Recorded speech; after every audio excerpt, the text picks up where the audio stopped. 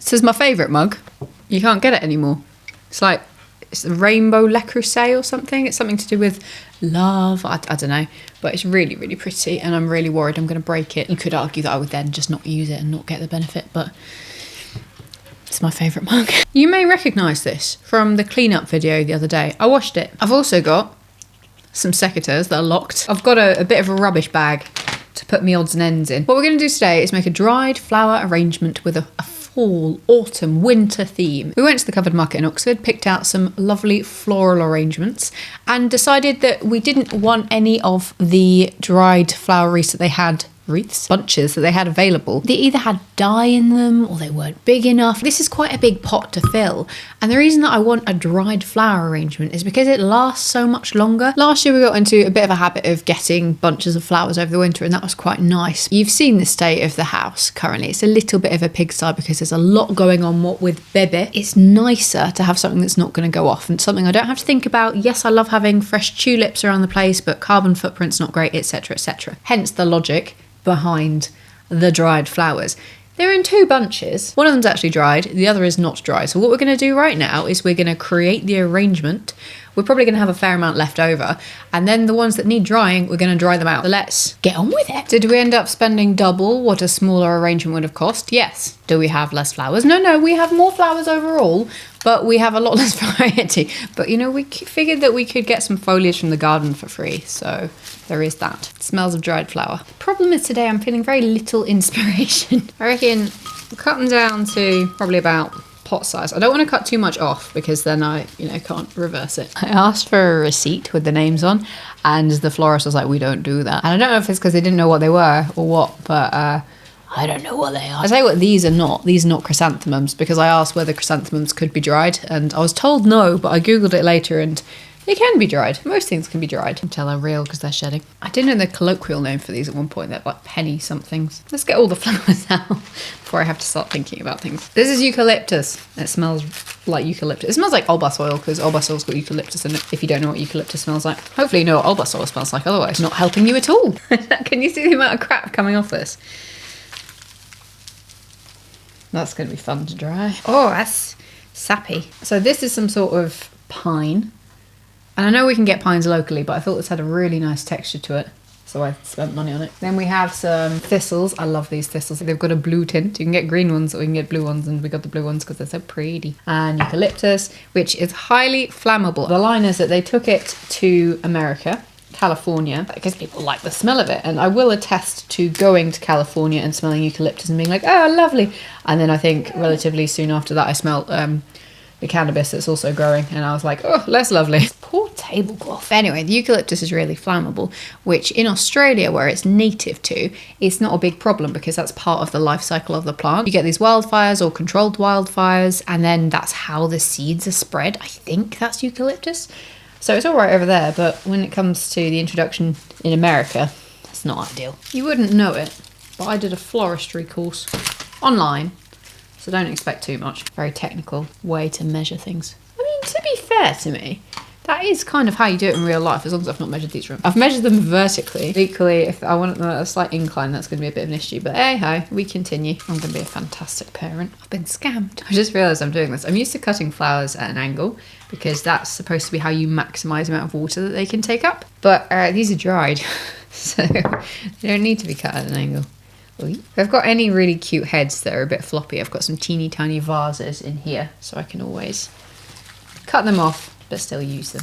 I suspect I'm going to have a load of these left over, and then I might, depending on my enthusiasm levels, turn them into a wreath. But again, enthusiasm levels are waning. I say I can't reverse the chop, but what I can do is strategically arrange them so possibly they're on top of something. But it's a learning process. Look at that. Such technique. Does this remind you of that scene in Charles Dickens with Miss Havisham? We're going to add to it. We'll be fine. If it really doesn't work out, I could just say that's what I was going for. Let's pretend we're adults who tidy. You wonder why my house gets to the level of mess that it does. Look at that. The reason we chose these, by the way, is because they're beautiful colour. It's like little pops of fire. Now, I'm thinking, I want to keep these tall, but these are too tall. But the best thing to do, because those are kind of, those and the eucalyptus, to be fair, are quite tall anyway. I reckon I'm going to cut these down next because I'm picturing them at a similar height. I'm being very good. Well done me.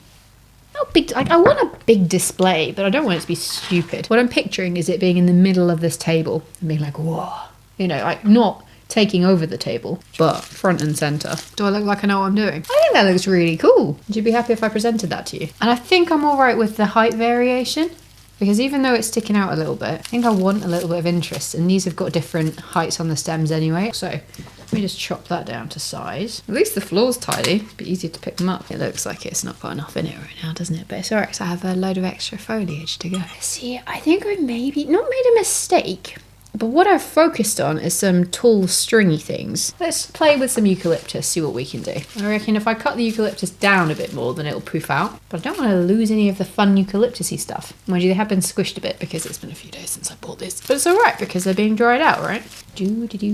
Might arrange first, then cut later. That's probably the technical way of doing it. I always said evolution. Why only give me 2 hands? I wonder if we can straighten out the leaves as we dry it. Can't do any harm to try. It smells so good though. There's quite a bit of eucalyptus. I'm worried that that is overwhelming it. Foliage. I reckon we go for the smaller ones. There's a few rules of flower arranging. I personally always prefer something quite even. I think I might actually shove these in the middle. That's overwhelming. The middle bits. Hold on. Right, let's chop them down, put them in the pot, and then see where we are. I mean, I will say it doesn't say summer. How do I feel about that? I think it's too spread out. I think I want it to be a bit more, not like that, but in. Which means I'm going to have to chop down the eucalyptus. How do I feel about the rest of it? Yeah, I think it's a bit too random at this point. Maybe we aim for having these bits lower. Lower and straighter, I think, like that. I think that works better. In terms of the volume in the pot, I think we've actually, once we've trimmed it down, we're actually at a fair level. You can do a little twist, but I'm glad I didn't do, like, as in twist the stems around, rotate them, but I'm glad I didn't do that because I'm having enough trouble as is. I actually really like that, the way that that is complementing the thistle. So now I want to deal with the eucalyptus. I think that in itself is looking better. I can add a few bits down here. Now normally I wouldn't have that much foliage down below because normally that'd be in the water. I've got a glass bowl and it's filling up the space, because alternatively what I could do is fill it with, I don't know, sand or something, but why bother?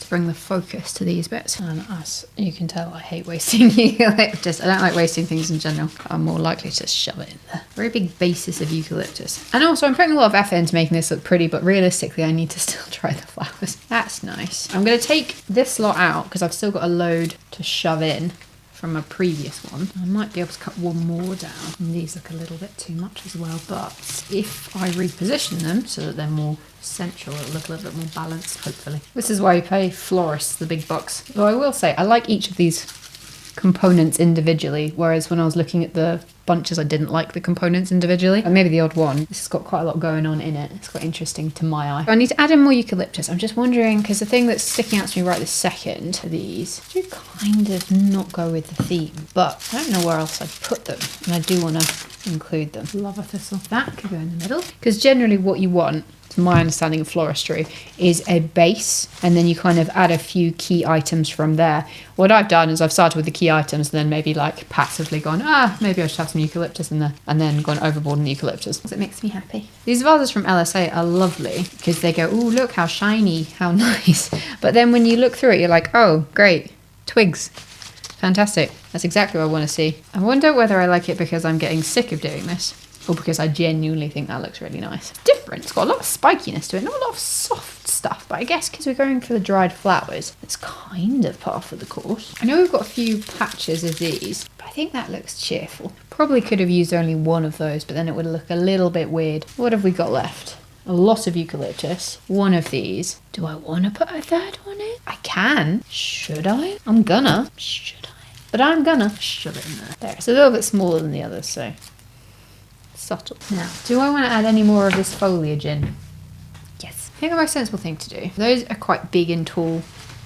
I need a little bit more balance here. And again, I'm getting very into the detail with this, considering have to take it apart. What do we think? I'm probably going to go to sleep and go, oh, what did I do? Wow, that was something. Let's do a little bit of tidy up now. I would definitely think twice about getting these again, because they're a lot of fun, but they make a lot of mess. And my hands are all sticky from the sap.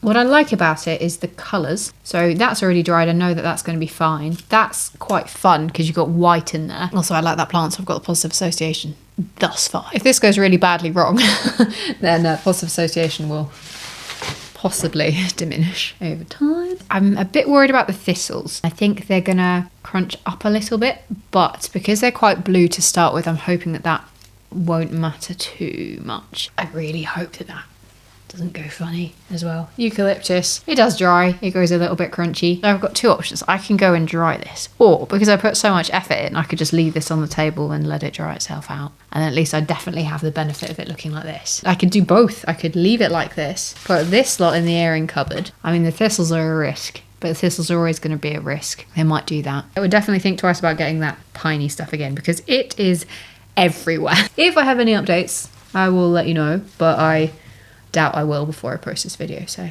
ta-da! Winter flower arrangement, cheerful, low maintenance, quite a lot of investment up front when you first buy the things, because they're about a £5 a bunch, £5 to £10 per bunch. Hopefully should last longer than a week, and I am not going to put water in this even if I do leave it as is, so they will just dry out. Maybe I should just put some silica beads, or cat litter is another thing you can use to dry flowers, just a bit of cat litter at the bottom, because that might help with any potential mould. If it goes really badly wrong, I suppose I'd better put a picture up to be honest about it. But right now I'm happy, so that's all that matters. It's all about experimenting and so on. Have a great day. See you tomorrow. Bye.